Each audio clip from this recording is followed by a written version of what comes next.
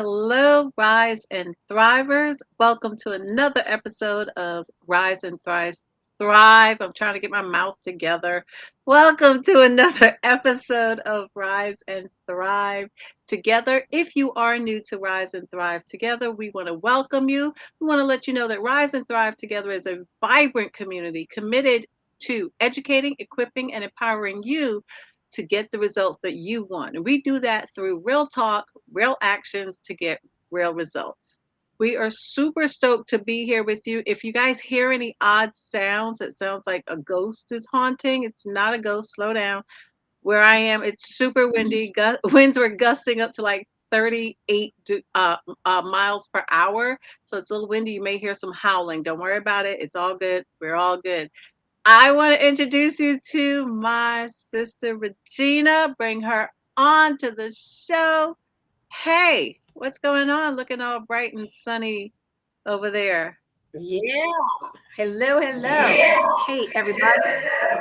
We've got some feedback going on today, so it's just going to be one of those episodes where, like, the devil's going to try to stop us, but not us. We still keep on moving anyway. Hey, sis, can you believe that today is February 17th and it is episode number 94?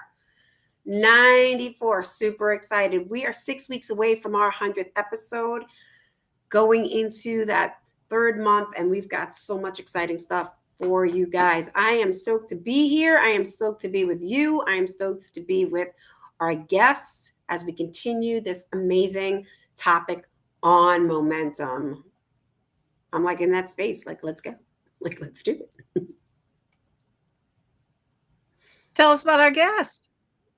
Oh my goodness. Well, I mean, should I tell you about him? That would be This is a helpful. really Yeah. So this is a really, really great friend of mine. We've known each other probably for approximately 5 years. His name is Cornell Green. He is a tech professional, an author, an educator, and a small business development specialist. He is a web designer and what he likes to call himself a business therapist. His focus is on solopreneurs and small business owners and operates at the beginning of their entrepreneurial journey. He has a passion for training and developing accidental entrepreneurs, those who are compelled to launch a business in the aftermath of COVID and the pandemic shutdown, just as he did after the subprime mortgage meltdown. What excites him the most is the opportunity to help people do business better. And that is, in fact, the title of his first book. His greatest joy is sharing the understanding that entrepreneurship is a key element in creating the life and legacy that we desire and deserve. I am super stoked. Are you ready to bring him on, sis? Bring it on, Cornell Green. Welcome, Cornell. Hello, good evening, and pleasure to be here. So great to have you here. I can't believe that it's about 5 years already that we've known each other. At We least, have at least. Yeah, it is. 5 years during that, what you discussed, pandemic time of shutdown. And as an entrepreneur, um, literally in that journey that you were talking about in your first book, where we met virtually online. Yes. So just love it, love it, love it. And we're just happy to have this conversation with you about momentum. And I think like your bio kind of shares about the momentum in itself. Yes. So Well, in a lot of ways, we're still in the momentum of what happened in the pandemic shutdown. I mean, I've been a technologist half my life. I'm 64 as of last December, and this month is the 32nd year that I've been a technology professional. But a lot of people, unlike me, were not accustomed to this sort of virtual communication thing, a Zoom or a Facebook Messenger or a FaceTime. And now I think we're almost to the point where we're a nation of Zoom zombies, as I call it, because everyone is used to sitting in front of a camera, and what I call the Zoom mullet, party up top, business up top, party down below. As long as you look good from like the mid chest up, you're good to go. I love it. I love it. It is, and it's interesting. But what I love about it, for me, to talk about momentum, is for the fact that you know, with all of that, nothing has really stopped. We may have stopped in business as usual that we're used to in person, but was really exciting is to be able to literally me be in South Florida, Raquel be in that Jersey borderline, Philly area, and you in Harlem, New York, and be together this way. And that is Yes. something that wasn't very accessible, or I'm not going to say it wasn't accessible, that I didn't have the knowledge for at that time. Yes. And that came up to my attention. I knew about online teaching, and Raquel can share about that as well. But I didn't realize that this could be used for everything. You know, ways to have conversations like this as a live talk show, ways to do business. Yes. Really keep business moving forward. As your professionalism is on small businesses and entrepreneurism and Yes. solopreneurs. And isn't it amazing that we no longer have to be beholden to the media masters? We don't, I mean, you guys are 94 episodes in, and you didn't have to get a deal with anybody. You didn't have to get the sponsors. You didn't have to get someone to give you permission to be on their channel. You said, we're going to do this. And you've done it for 94 episodes. And you're reaching out to people. I see people in the chat. Shout outs to Sharon Gideon and Susan Schaefer and Joanna Tress. Hello, ladies. Glad that you could join us. And see here, we're all over the country. In fact, our friend and colleague Agnes, I'm working with her on developing her website. She's in France. So we have to adjust for the 6-hour time zone difference. I've got colleagues in Kentucky on the West Coast. Someone in Hamburg, Germany, and I don't have to leave my bedroom. It's amazing. And when I started my career, there was no way, unless I was making all them frequent flyer miles, that I was going to be providing service to people this diverse and spread out all over the planet. Love it. Love it. Sis, anything you want to ask Mr. Green as we're having this conversation? So here's one thing. When Reg was reading your bio, I did not hear mention of your podcast. Oh, well, okay. Shameless self promotion. Yes. This month, yeah, I launched the 3rd season of the Failure Guy podcast. And failure is an acronym that I have expanded to first attempts in learning using real experience. And just like the subtitle of my book, Do Business Better, the subtitle is Why Small Businesses Fail and How Not to. And basically, that's sort of like a field guide and a manual of what I learned in the first 3 to 5 years of going into business. Because as I said in the introductory chapter, which is called 2 Years of Steady Referrals Almost Ruined My Business. Now, why do I say that? You think, wait a minute, 2 solid years of referrals, that sounds like good. Well, it was. I mean, before I even got laid off from my last full-time job, I got my first private client. I got steady work from them. They gave me referrals. I got steady work from them. I got second generation referrals. So I figured, hey, somebody up there likes me. And I just answered the phone and I did the work and all was lovely until the phone stopped ringing. And then I very abruptly learned 2 things. A, I was not the one making the phone ring. And 2, I didn't know how to make the phone ring. So what I learned was that I had not been doing business for that 2 years. I've been doing work. Because business is not the thing you do. Business is selling the thing you do to the next customer. That was a couple of lean years following that, as I had to learn what is it to be a business. I mean, I knew what I'd done. I've been doing what I was doing since 93. And this was around 2010, 2011. But I realized I didn't know where do customers come from, mommy? I had no idea. So I had to learn the very, very basics. Like a lot of people use the term business 101. I'm like, no. I had to go back to community college and take the remedial classes basically of life to qualify for business 101. But, as they say, the teacher teaches what the teacher needs to learn. And to be an educator in life, you just have to be a few steps ahead of those that you're coaching. And it has been an interesting experience. And then I decided, one of the biggest fears that I found amongst my clients and colleagues was that fear of failure, of taking a chance, of going out there. But what if? It's like, what if you fail? Then you fail. But, as Regina knows, she's a mother. It takes about a year for a child to learn how to walk. but they find it as a challenge. They fall down, they laugh, and it's gleeful to them. And then all of a sudden, well, as you know, they go from crawl to run. All of a sudden, you have to baby proof the place because they're taking off like like a sprinter in the Olympics. But if children looked at failure the way that adults do, we would all still be crawling on our hands and knees. So I wanted to find a way to destigmatize the failure. People almost treat it like it's Beetlejuice or Candyman. If you say it too often, you're going to make it happen. It's like, no. If you address it and you let go of the fear, then first of all, a lot of times you're not going to fail as much, because a lot of failure comes from the hesitation blues of not just trusting yourself and going for it.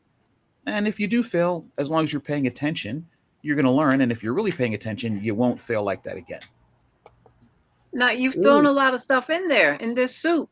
You've thrown a hodgepodge of stuff in this soup here. And one of the things that I want to bring to the surface of the pot is, during the time that the phone stopped ringing, how did you still maintain momentum?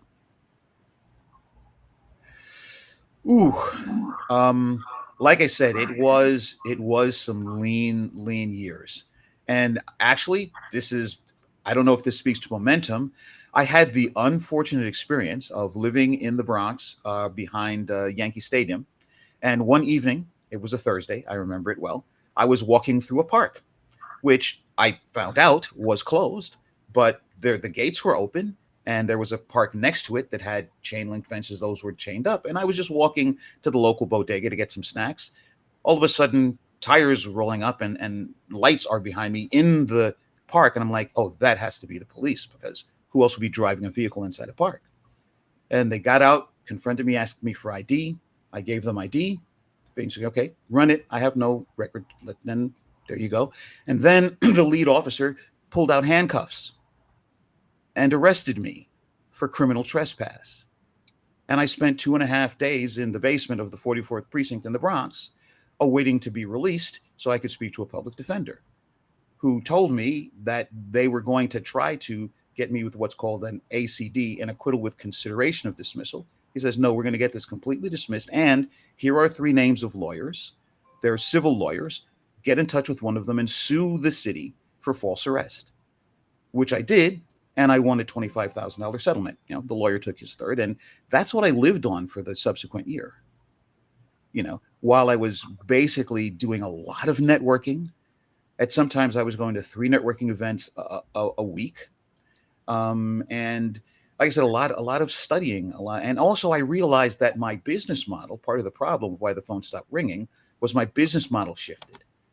I made the mistake of doing for my private clients what I was doing for corporations, which was setting up servers and operating systems and pulling wires and connecting workstations and all that kind of stuff. Well, as you know, now almost everything is in the cloud. And this migration was happening. People were like, why am I having a master computer here when I can just go in the cloud, and as long as I got a laptop and a connection to the internet, I'm good. So suddenly all of that worked. Nobody needed that anymore. And I had a client just out of desperation ask me if I did websites. And I was like, well, I don't know. Um, and in fact, I remember having dinner with some friends of mine from high school, and I'm crying in my beer, at the time when I used to drink. And I says, I don't understand what's happening. That nobody wants to hire me, and everybody keeps asking me about this website stuff. So this one friend of mine sitting across from me said, Cornell, you have been working with the web as long as the web has existed. Both my career and the web, not the internet, but the web, started in 1993. Says you used to have to download the source code for this stuff and compile it to make it work. It's like, yeah, but I'm not a web guy. And I'm like, oh, stop. Let me get this straight. You're complaining that you're not getting work, and you're saying that people are asking you to do a thing that you can do, but you're saying no. And I literally said, so I should say yes. And the reason I mentioned that this friend was sitting across the table from me was because this was the type of friend that knew me well enough that had he been sitting next to me, he literally would have slapped me in the back of the head. Like, of course you should. And it just goes to show failure. Talk about momentum, failure to see which way the river is flowing. I had to have somebody tell me, do the thing that you can do that people will pay you to do. Don't do what you think your business should be. Do what your business is showing you that it is. And I guess that's part of momentum, and Susan Schaefer just put in the comments, momentum is not stopping. Yes. And momentum is also following the current. Because I look at life as like life is a wave. We can't control where the wave goes. So what we can do, insane as it may seem, is we lie flat on our surfboard and we paddle toward that giant wave. If we stand on the shore and wait for it, the wave is going to crush us. If we ride the wave, we don't know that we might not splash and fall. But as long as we don't drown, you get on your surfboard and you paddle toward the wave again. You head towards what seems like the scariest, the unknown.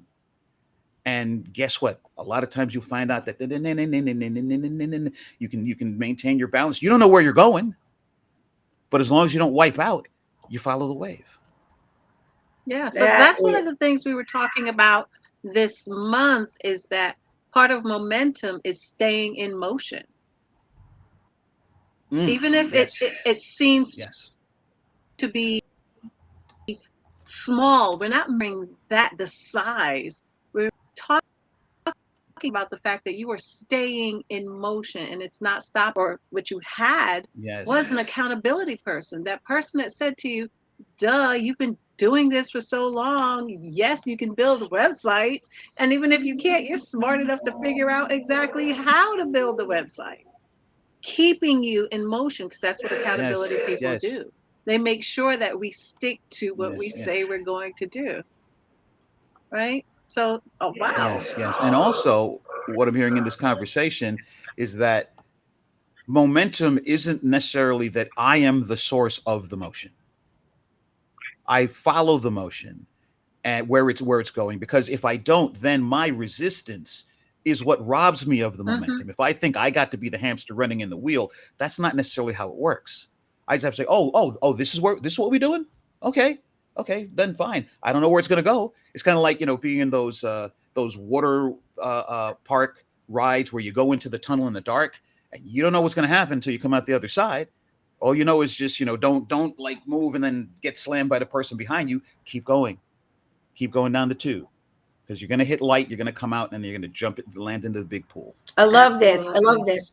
Because, Genevieve is like, yes, staying in motion, and Susan saying momentum is not stopping. And I'm saying like momentum is staying in motion and taking action. And what I really got, what you said, Cornell, was like, we have these blind spots. You have those blind spots, right? You are like, we get stuck in the circumstances, and every single door is at you. Physically, people are telling you, I need you. Do you build websites? And you're like, in the like, listen, you're in the situation, right? And you're in the emotional part of it, which takes you out of it. And like you said, you have your person across from you that, if they're across from you, if they were next to you. So here we are in the momentum of this new realm of virtual, that person who's, across from me, which is my weekly partner, while we have 94 episodes, right? Left to my own devices. She doesn't need to hit me on the side of the head. Right? She's always in my ear, doesn't need to say, much. And the same thing with you. You're my other partner in climb. As people know, that's a great, because that's what it is. You get to know your life, what's happening, what's stopping you, or what's, working and not working, through opening up your mouth. The first, momentum of, are you willing to talk to people? Now, we're not saying that, being by yourself isn't a great thing, right? That's a step one. But let's be honest, guys, you've been watching this show for a long time. Or if you're new to this show, we talk about mindset and pivoting mindset, right? So, perfect example. And Joanna brings up a very excellent point. I was in one of her play shops, and she had a breakout room where we were supposed to come up with an idea, and then her play shops was for people like me. I know you can see the bass guitar in the background. I did that to make my junky single guy room look a little more presentable. I've played the bass since I was 17 years old. And this is very appropriate because I met a guy in a camp in upstate New York when I was 17 and a half years old, a guy from Oakhurst, New Jersey, down on the Jersey Shore. I lived in Brooklyn, and he was putting a band together. And I was like, well, that's neat. We're here for the summer. You live 60 miles away from me. Good luck with that. And he would tell me this story. I had the Grateful Dead members met in college, and they taught the rhythm guitarist and playing the guitar, and they formed a band, which eventually became the Grateful Dead. It's like, yeah, okay, that's nice. I said, wait, wait, wait. Do you think I'm going to pick up an instrument that I've never thought of playing to play in a band with someone that I just met who lives in another state 60 miles down the shore? But he had this spirit of just like, well, why not? And I just said, well, why not? And as you see, he's gone through some mental issues, and pray for him if you do pray.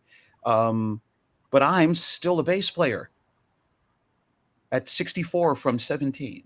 It's what, 47 years, because somebody said, well, you could do it.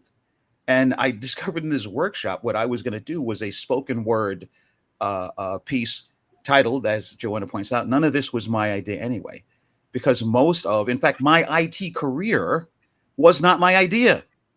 A cousin of mine, I'd been in Jersey. I ended up moving to New Jersey at 23 and trying to be a rock and roll musician for 8 years. As you can see by the videos of mine you've never seen, you can see how well that worked out. And so now I'm broke. I haven't worked in 2 years. I'm on welfare. They're paying for me to go to the community college. I'm studying computer science. I'm riding a bike 13 miles each way, 4 days a week. And I show up to my girlfriend's house, who I'd been seeing for about 3.5 years. And she says, oh, your cousin left a message on my answering machine. He says, give him a call. I was like, wait, my cousin who I haven't spoken to in 4 years, who doesn't know, what are you talking about?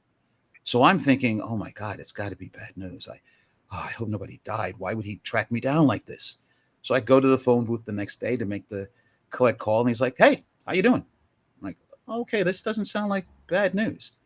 And he's like, are you working? I'm like, dude, I am so not working. Tell him the whole thing, unemployment, blah, blah, blah, blah. He's like, well, I'm working at Lehman Brothers, and there's an opportunity for a Unix system administrator. And I was like, stop. The only thing I understood of what you just said was Lehman Brothers and job. I have no idea what you're talking about. And he's like, dude, I see the people who do this thing. None of them are any smarter than you. Come up. I was like, but you heard the part about I haven't worked in 2 years, right? He's like, we'll figure that out. I'm here 32 years to tell you we figured it out. I bluffed my way through 5 interviews. In fact, I was such a broke musician. And as a musician, I didn't have a shirt that had buttons on it. My girlfriend, who I met working at Macy's, she worked in the visuals department. They were the people who dressed the mannequins and set up the stores. And this was in the late 80s. So she was into the Annie Hall thing, where she would buy oversized men's clothes, roll up the sleeves. The shirt and jacket that I wore to the interviews was my girlfriend's clothes. And here I am, half my life later, and this is what I do. Something that was not my idea at all. What I'm doing now as an independent entrepreneur wasn't my idea. It was my clients and my friends saying, don't make me come over there and smack you. And that's been my life. So thank you, Joanna, for reminding me of that. And as you said, Regina, it's having those people in your life. Like the saying goes, if you want to go fast, go alone. But if you want to go far, it takes a team. It's having those people in our life. And I think a lot of times the people who don't have momentum, it's because they're trying to do it by themselves. You don't have the energy to sustain momentum on your own. It takes too much. It takes more than one human being's effort for any human being to maintain momentum. And that's why in fact, that's why my business name is 21st Century Commune IT Solutions. And again, it took a friend of mine to make me realize I thought that being clever, COMMUN capital IT, Commune IT, get it? So I thought it was IT for the community solutions. And the friend of mine last year said, no. It's community solutions that happen to involve IT. So again, I named this LLC in 2006, and somebody else had to explain to me what the name actually means. I love it. I love it. So good. I think that's awesome. So I have one word that I've gotten out of your story, your sharing, and that two words. I don't know one or two, but it's two words. And it is, well, let me preface it with you are someone who is able to embrace flexibility. Mm. Yes. because that is all a part of momentum, is to embrace flexibility. And when people tell you things, and these are people that you trust, so when they say, you listen. And you became Yes. flexible, like, yeah, okay, you said you heard two words, Lehman Brothers and job. And you were like, And okay, but job. I can't do that. And you were flexible enough to go and bluff your way through 5 interviews. Yes. Some stranger tells you Yes. about playing the bass, and you're like, what? No, that's not me. And you still have your bass guitar 500 years later. You are someone who can embrace 400, flexibility. 450. Don't Sorry, exaggerate. I don't want to overestimate. So you absolutely are someone who is so flexible, and that's why you maintain momentum even during the times where it seems like, okay, I'm just here and I'm in a lull. You're absolutely not. What you're doing is gaining energy for Yes. the next step so that that can propel you to keep moving. So you go ahead and be that flexible Yes. person. I absolutely love it. So thank you for sharing that story. That's incredible. Yes. Well, thank you for that insight. And I always love conversations like this because I get to see and learn things. So what I love about doing my podcast, and I call them conversations. I Hmm. don't even call them interviews. And I don't do a pre-interview like you guys. There was no pre-interview here, and I love it because and everything's a discovery, and it comes fresh and new, and flexibility. And I had an image of a gymnast doing the floor exercises, you know, and basically some of these moves that they make, they're just throwing their body out there, and you see them, and it's like, oh my, if they don't land right, this is gonna go bad. But they trust Yeah. themselves and they trust their coach and they trust the momentum while they're in the air, Hmm. that they will know. I don't have to see the ground because I know my body. I know myself. I've done this 10,000 times and I'm in front of an audience. I'm at the Olympics. The world is watching me and I have to do something that's a degree of difficulty, 9.5. And I have to, I have to get out of myself. I have to not think about it and just lose myself into the flexibility of the moment. And yeah, a lot of my life has been that. Sometimes I have no idea, like the improbability of my cousin.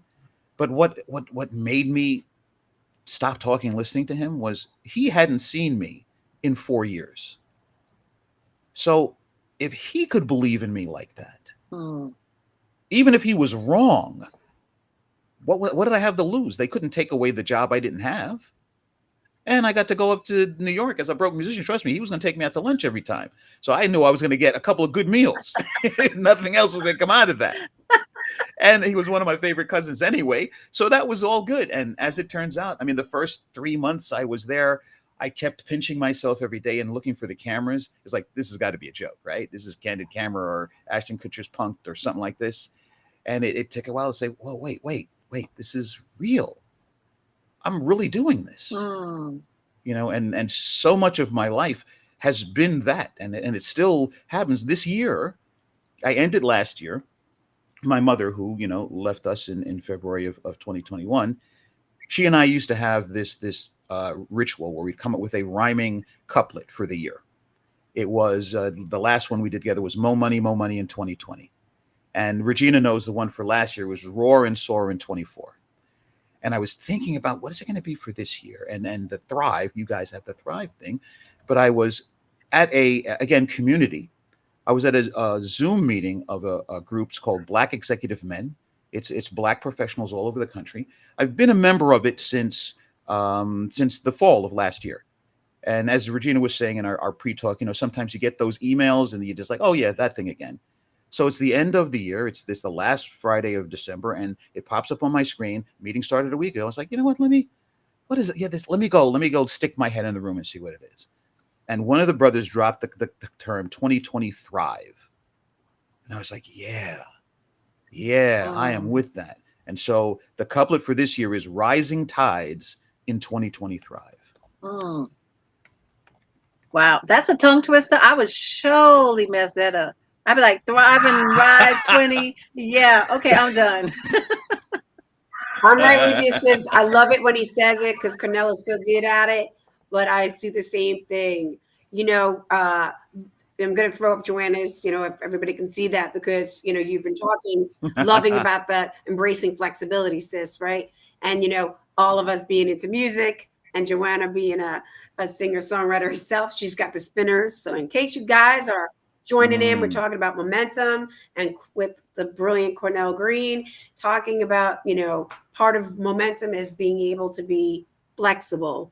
And so, really having that flexibility and embracing it. So check out the Spinners Rubber Band Man. And That is one of my favorite tunes by them, I have to there be you honest. Can go. you hum it? I don't know Good it. shout out, Joanna. So can you hum that? Cornell, hook us up. Hey now, you hear yourself for the rubber band, man. Ah, No doubt, you hear yourself for the rubber band, man. You're about to lose control when the rubber band starts to jam. Do do do do do do do do do do do do do like see how do flexible do you are? Look do at that. Oh my God, you do just took do it. You just do. I was like, do you get it? People, this is when we talk about, real results. This is what we're talking about. Real talk. The action was like was a request, like she literally was just like, hey, can you hum it for me? Because I don't know it. He is so flexible and ready. And bam, did it. And the result is like, hey, this is so much fun, right? Joanna, Although full disclosure, metaphorically flexible, because when like I say, I feel young in spirit, except when I get up in the morning, and then I feel every day of my 64 years. So my back was like flexible. I don't think so. well, there's the You're mind, and flexible then where it there's the matters, body. and you got up. You get up and move. So you're flexible Yes, where it matters. Exactly. And that I yes, think is a And when you good, were humming it and singing it, I was like, I know that. yeah. yeah, yeah. Genevieve just popped in too. That's She's cool doing the too. do do do, and then she's like typing in Rubber Band Man. I think what you said was really important, sis, about momentum and being in that part of where being flexible where it matters. That's like a mic drop, right? Because we tend to want to do everything. So we've talked, guys, if you've been watching the show for the past 3 weeks, it's a really great reminder that we tend to want to do everything. And Raquel really made it very, very powerful. If you're listening to last week's and definitely today, I'm going to remind you it's small steps, it's small action steps at a time, finding those ones that are right for you. So you might be really like, excited about today, and you've got like a whole bunch of stuff happening, and then you leave the show, you write it down, you do whatever you need to do, and then you try to do everything. And that's where momentum stops a lot of times when you're trying to do Mm. everything at once. I'm saying that out loud because that's, the queen of who I used to be and sometimes jump in and forget. But again, inside of community and the conversations and the people that I'm with, and so I love that being flexible. So we had that even in class today. Someone was just saying, like, I come physically here because that's what they're working on. And then they didn't realize that their Mm. mind gets flexible. And so that's how they work it. Like they don't even notice their mindset. Like just sort of for them, it's a default, like I get up and go. And then when they're there, their mind starts going, this hurts, this hurts, this hurts. And the Mm. reason why they don't stop, which is so great, was because there's 25 people and they tend to sit in the front to the second row because they can't see well and they're too embarrassed to get up and leave because they know the rest of their people will hold them accountable and start going, where are you going? What's wrong? So it's funny. I mean, I'm being funny, but it's interesting regarding mindset, right? Yeah, So we had yeah. this conversation. I went in for a class to teach this strength and, toning class, but it became strength and toning, not just physically, but mentally. I mean, Yeah. And again, it's back to that yes. community. This reminds me during my Jersey days. I'm a young man in my 20s, are, and I actually had almost an intervention from some friends of mine. Interestingly enough, who their complaint was, I didn't let them help me because Mm, I grew up in a, like I said, I grew up in a middle class upbringing from working class parents. Was not ever poor except the years when I was a musician in New Jersey. When I say I was not only poor, I was po. I couldn't even afford the end of the word. And but I was like, no, I gotta just tough it through. I made this decision. I chose to come down here. So whatever befalls me, I did this to myself. And they're like, dude, we love you. You'd take a bullet for any of us. So almost like, how dare you not let us help you? Don't you understand that that's what it is to be your Mm. friend? And I mean, I didn't expect this reaction, but it really, to have people like that, because I know that there are people who don't have that. I've been, during those years, I've been homeless, and I don't mean couch surfing. I mean beaches, benches, and bushes were my bedroom. Out in the wilderness, homeless, no roof over my head. But I never fell all the way through the cracks because there were always people there to hold me down and lift me up. But in those experiences, I saw people that had no one. And like I say to people, in my workshops with entrepreneurs and solopreneurs starting up, I say, think about it. The most hardened criminal, someone in prison, they're never getting out. They're coming out their feet first. Multiple murderer, lifetime sentence. What is it that they do to punish someone like that? Solitary confinement. Mm. Mm. Because Mm-hmm. everyone, I don't care how hard or how what a bad A you think you are, you're not a bad A except in the context of other people. Mm. So you take everybody away from them. And when people have nothing, everyone, I don't care how tough and gruff and intimidating they think they are, you got to have somebody you're tougher than. So Good point. everyone needs someone. And community is so very important. And just yes ending what you shared, Regina, because especially men, especially our men out there, and I just got to put it out there in Front Street, our black men, I got to be tough, I got to be strong, I got to be, to the point that they flip out with tension and violence and rage out and take a life, or they do something stupid and lose their own life, or they die of a stroke or a heart attack or cancer, or because they're holding in all that negative energy. Because I don't want to be weak, I don't want to be a punk. It's like, that's not what love is. That's not what community is. That's not what support is. It doesn't mean that, in fact, you got to be strong enough to reach out for help, to acknowledge that you can't do it alone. And that is a lesson I constantly come back to again and again. And I'm not as much of a dummy as I was back in my 20s, but every now and again I need to, like, hello, McFly, anybody home? He's just like, right, all right. Like Friday, from friends of mine, colleagues, I'm working on a website for them. And this is my world. I wake up in the morning and I sit in front of this computer and I work all day, 7 days a week. And we just finished a Zoom session. We 3 days a week, Monday, Wednesday, and Friday. We meet to strategize and work on building their website. And they said, "Oh, what are you doing later?" And I'm like, "This. What are you talking about?" It's like, "No, get ready. I'm going to swing by in half an hour. We're going to City Island. It was Valentine's Day. I'm like, we're gonna go eat." And I'm thinking, well, I got food in the fridge. It's like, you know what? I'm going to go out and hang out with my friends. It's not about what we ate. It's that we were together. And it's like, right, I have friends that will say, "Come, let's go."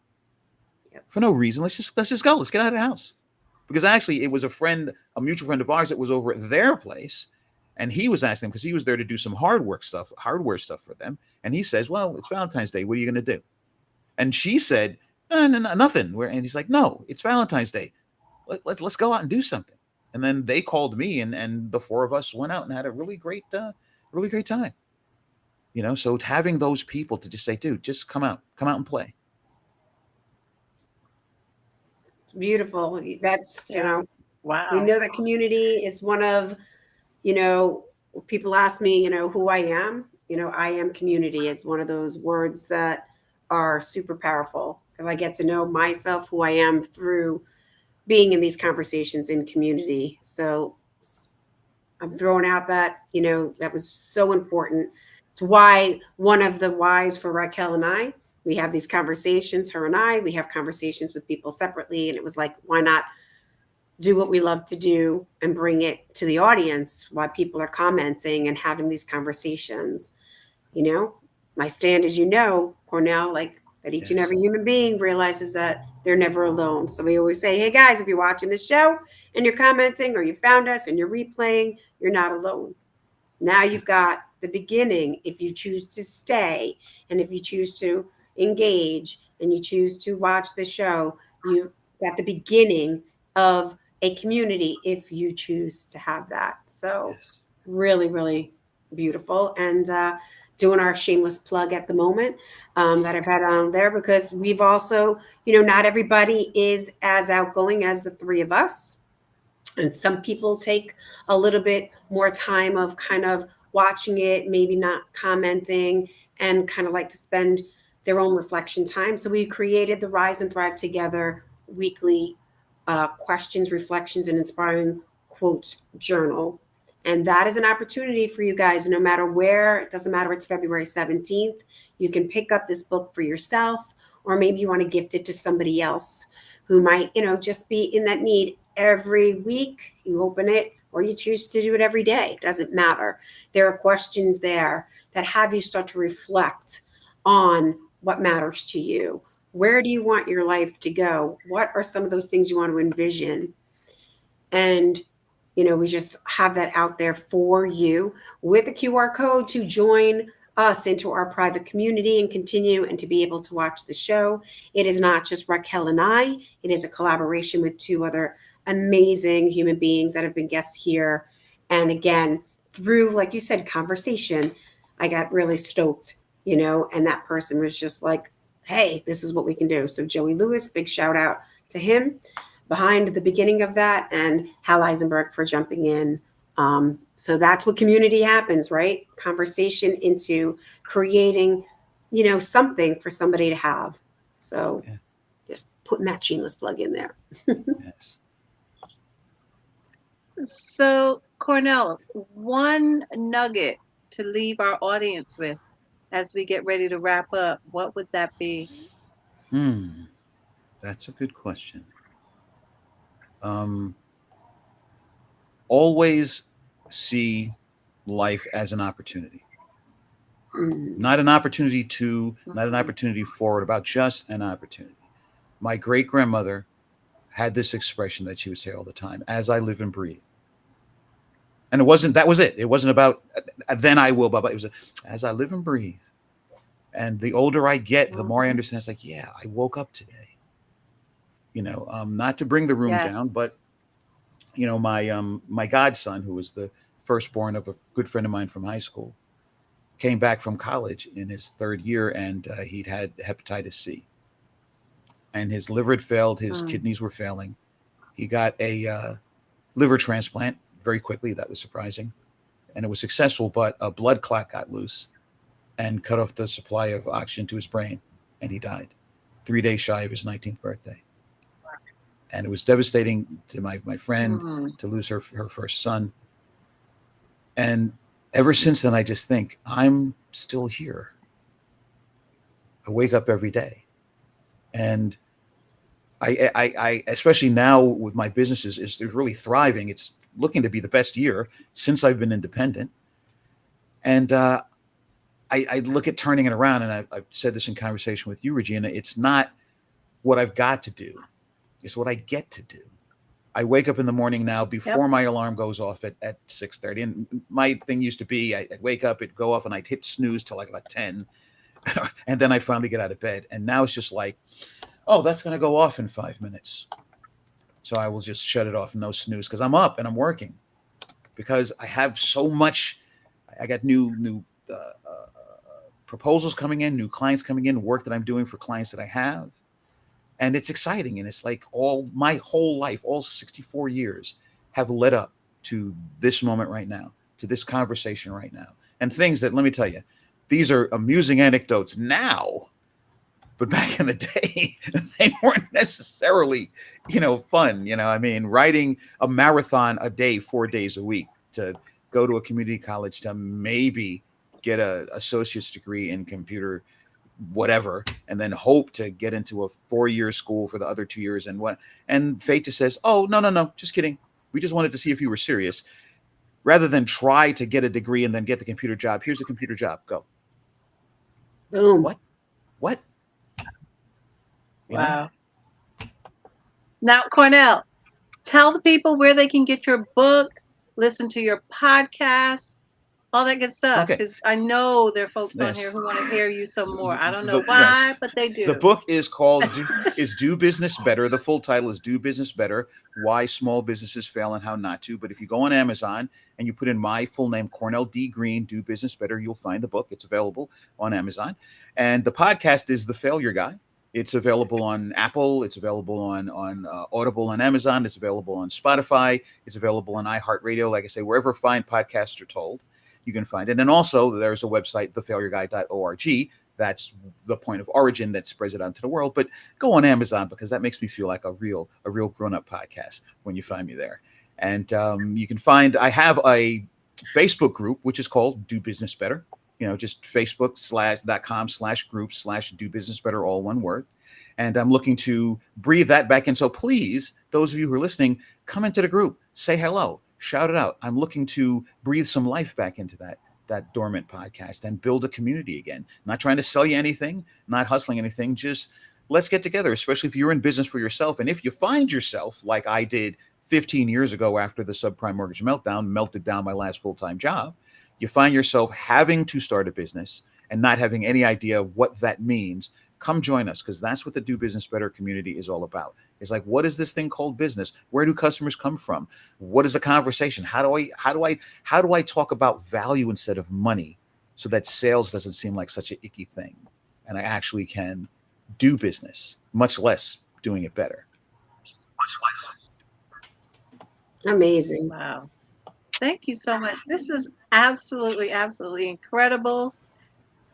What just stood out is you said, I have to. It's, I get to. Yes. I get to do XYZ. I get another day, whatever that means to you. So thank you so much to our listeners. We thank you so much for your support always. We really and truly do appreciate you.